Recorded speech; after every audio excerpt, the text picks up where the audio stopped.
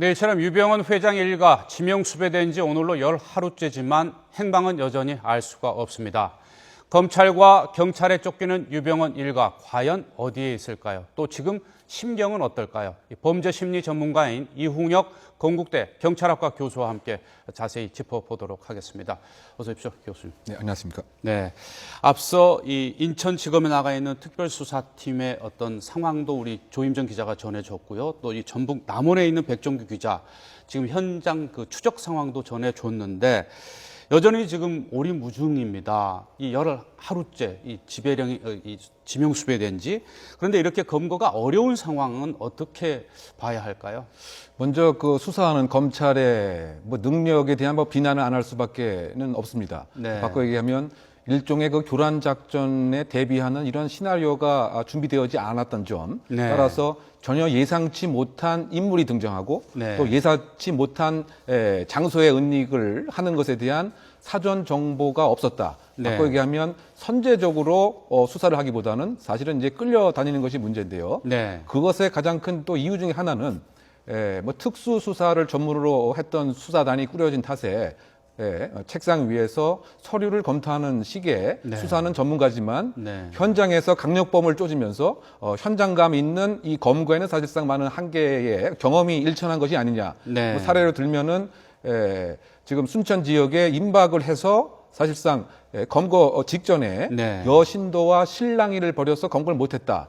이것은 그 강력 형사의 입장에서는 상당히 이해하기 어려운 것일 겁니다. 네. 그 정도까지 압박이 됐으면 사실상 퇴각로라든가 1선, 2선, 3선에 포위를 한 상태에서 사실은 이제 검거는 사실 용이한 거였는데요. 네. 이것은 또 한편으로 경찰과 검찰의 어떤 수사 정보의 그 유기적인 공유 자체에도 문제가 있는 것이 아니냐. 네. 바꿔 얘기하면 물론 이제 보안 때문에 모든 정보를 공유할 수는 없지만 결정적인 순간에 임박을 하기 위한 이러한 사전 정보 공유가 있어야 되는데 사실상 지금 포위망을 둘러싸고 있다라고 하더라도 한 단계 타이밍이 놓쳐진 상태에서 포위를 하고 있다고 한다면 네. 이건 상당히 그 문제가 있죠. 네. 그런 차원에서 본다면 그 세월호 구조의 어떤 실패가 이번 검찰 수사의 또 실패로 이어지게 되는 이와 같은 우려가 상당히 예측이 되는데요. 네. 어쨌든 좀 더 그 체계적이고 적극적인 또는 때에 따라서는 지금 현재의 수사팀을 전격 교체를 해서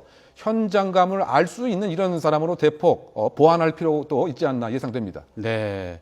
이 초기의 구조 실패했듯이 이 유병헌 씨 일가에 대한 이 신병 확보 문제도 이 검경 특별수사팀이 뭔가 좀 허술한 점을 보이고 있는데 앞으로 남은 시간 동안 또 최대한 빨리 추적을 해야 될 텐데요. 한번 여기서 이 유병헌 씨의 어떤 예상 도주로를 한번 그래픽을 보면서 한번 정리를 해볼까요? 네. 먼저 여전히 지금 이제 순천 일대에 머물고 있는 것으로 추정이 되고 있는데 계속해서 은신하고 있을 가능성이 제기되고 있습니다. 자, 그리고 일명 이 빨치산 루트라고 전해진 이 구례 지역을 통해서 이미 다른 지역으로 도망을 갔거나 인근 지리산 토굴에 숨어 있을 가능성도 있습니다. 자, 그리고 세 번째는 제3의 루트를 통해서 이 자신의 근거지죠. 이 경기도 안성 금수원으로 다시 들어갔거나 또는 이 항구 도시인 여수 등을 통해서 이 밀항을 시도할 가능성도 여전히 배제할 수 없는 상황인데요. 자, 지금 순천에 있다가 또 이틀 전에 이제 전주 이 장례식장에서 이 유병헌 씨가 탔을 것으로 추정이 되는 소나타 차량이 발견이 됐거든요. 이 교수님이 보실 때는 어떻습니까? 이게 교란 작전도 있는 것 같은데 어떻게 보세요?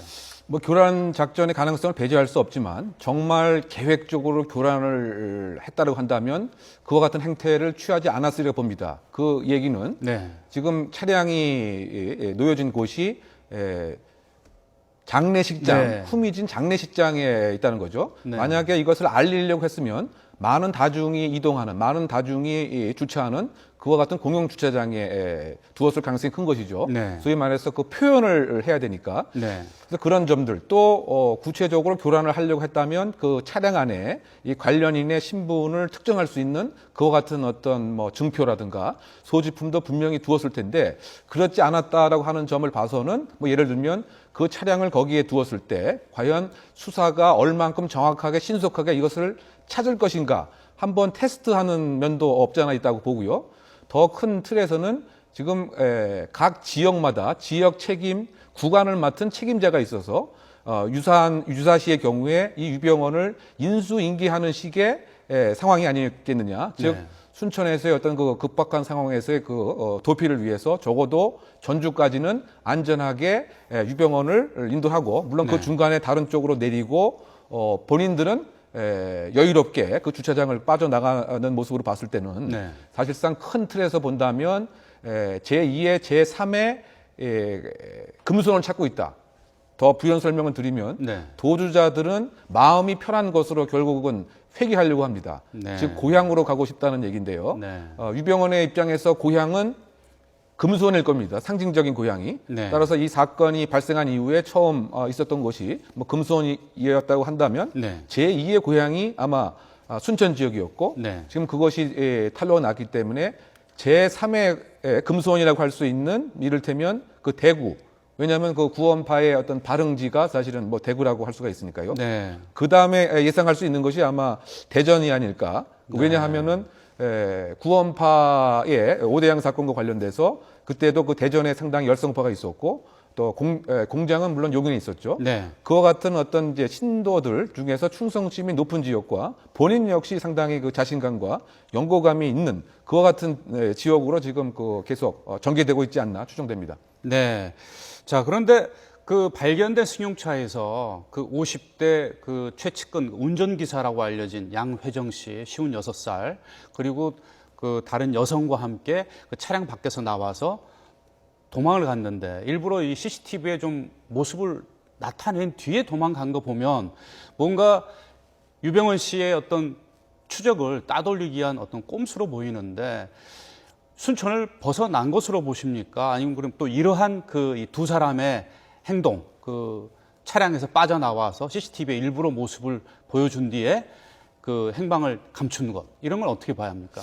큰 틀에서 봐서는 이른바 구원파 로드맵으로 지금 진행되고 있는 것이 아닌가. 아까 설명드린 것처럼 구원파가 많이 있는 것 또는 정확한 정보를 사전에 줄 수 있는 것, 신뢰관계가 형성되어 있는 것. 네. 다만 그럼에도 불구하고 이 거점에 있는 구원파 신도들 상호 간에는 사실은 이제 알지 못하는 네. 소위 말해서 뭐 점조직의 형태로 운영을 하고 있는 것이 아닌가. 이를테면 보이스 피싱에 있어서도 대포 통장 모집책이 따로 있고 자금 인출책이 따로 있고 그러나 이 상호간은 저는 모르죠. 네. 설령 일부의 신원이 탄로 나도 전체 큰 틀에서는 전혀 영향을 받지 않는 이와 같은 어떤 그 점조직 형태의 도주 체계를 현재 운영을 하고 있다라고 생각이 되고요. 네. 아까 그 걸음걸이와 관련돼서는 좀 더 면밀한 좀 분석도 있어야 될 것 같아요. 네, 지금 이제 네. 화면에도 나오고 있는데요. 그 예식장 주차장에서 이제 빠져나가는 그 남성과 여성의 저 CCTV 화면인데,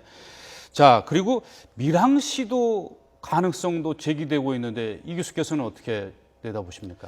그 밀항이라고 하는 것은 그 국내에 있는 이 유병원의 모든 것을 사실은 포기하는 이와 같은 상황 또는 나름대로의 결단과 용단이 있었을 때 가능하다고 생각이 되고요. 네. 왜냐하면 많은 재산들이 어쨌든 현재 국내에 있고 더군다나 그 40년 동안 관리했던 구원파의 그런 충성적인 연결고리도 현재 있는데 이것을 다 포기하고 갈 것이냐 이 문제에 대해서는 사실상 그렇지 조금 않다라고 봐야 되고요. 가능성이 적은 것으로 보시는군요. 그렇죠. 다만 네. 어떤 그럴 수밖에 없는 상황에 네. 있어서는 그런 용단이 필요하고 네. 오히려 그 밀항의 가능성을 높게 본다라고 한다면 그 장남 그 유대균 씨가 더 있지 않겠는가 예상이 되는데요. 네. 그 사건 직후 프랑스로 출국하기 위해서 공항에 갔다가 거기에서 이제 출국 금지 사실을 알고 다른 곳으로 지금 계속 도주 중에 있는데 네. 그렇다고 본다면 공항으로의 탈출이 실패했다고 한다면 바다로의 탈출을 바로 그 다음 날 또는 그 이튿날 뭐 시도했을 가능성이 크지 않나.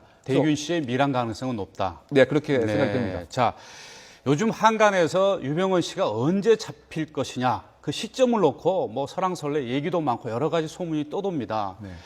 이 범죄심리 분석관의 어떤 전문가들도 좀 의견이 엇갈리고 있는데 지금 이 현상금만 해도 5억 원이 걸려 있지 않습니까? 그리고 이제 물론 충성스러운 이 신도들의 도움도 받고 있지만 그게 언젠가는 깨질 것이다.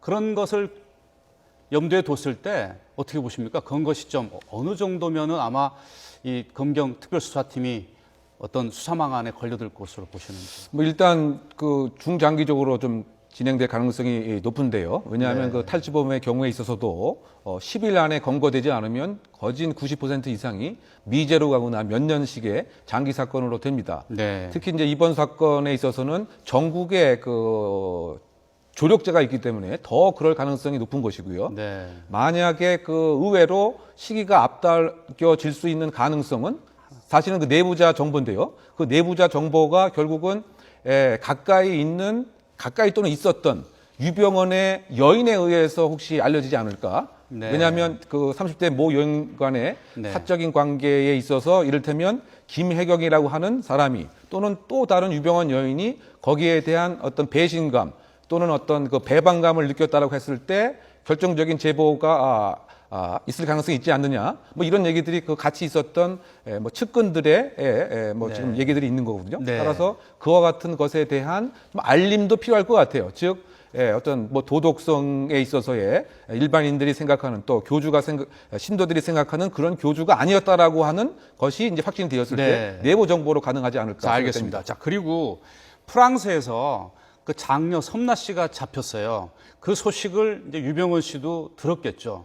자기 큰 딸이 현지 사법 당국에 체포됐다는 소식이 이 유병헌 씨한테 어떤 심경적으로 어떤 영향을 미치지 않겠습니까?